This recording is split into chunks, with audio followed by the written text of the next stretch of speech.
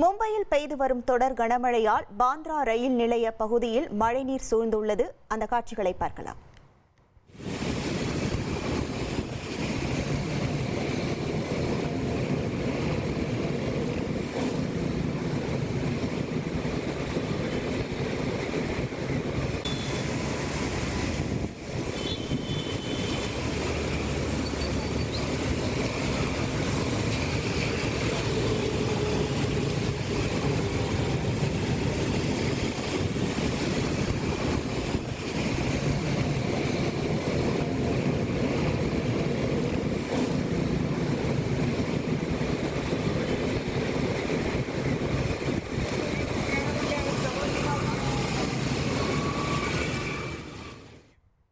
கூடுதல் விவரங்களோடு இணைகிறார் நமது செய்தியாளர் ரமேஷ்குமார். வணக்கம் ரமேஷ்குமார்.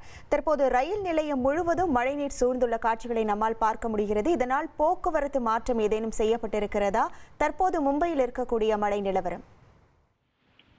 மும்பையில் 2 நாட்களாகவே நான் ஸ்டாப்பாக மழை பெய்து வருவதால் ஒட்டுமொத்த நகரமே ஸ்தம்பித்து போயிருக்கிறது.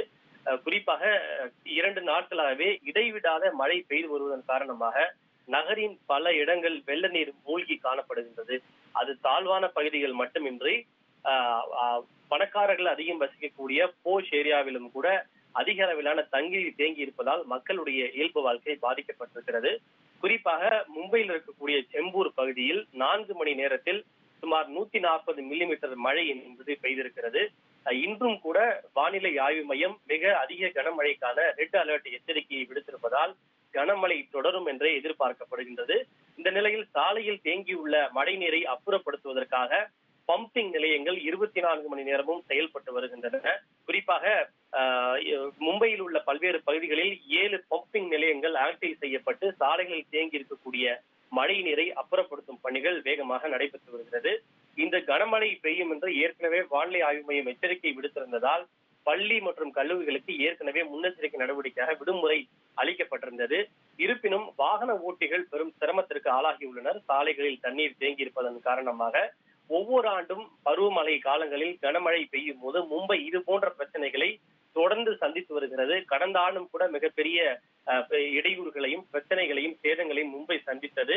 ஒவ்வொரு ஆண்டும் இது தொடர்கதையாக இருந்தாலும் அது அவ்வப்போது நடக்கின்ற பிரச்சனையாக அரசு கடந்து செல்கிறதை தவிர இதற்கு ஒரு நிரந்தர தீர்வு காண்பதில்லை என்று பொதுமக்கள் குற்றச்சாட்டுகளை முன்வைக்கின்றனர்.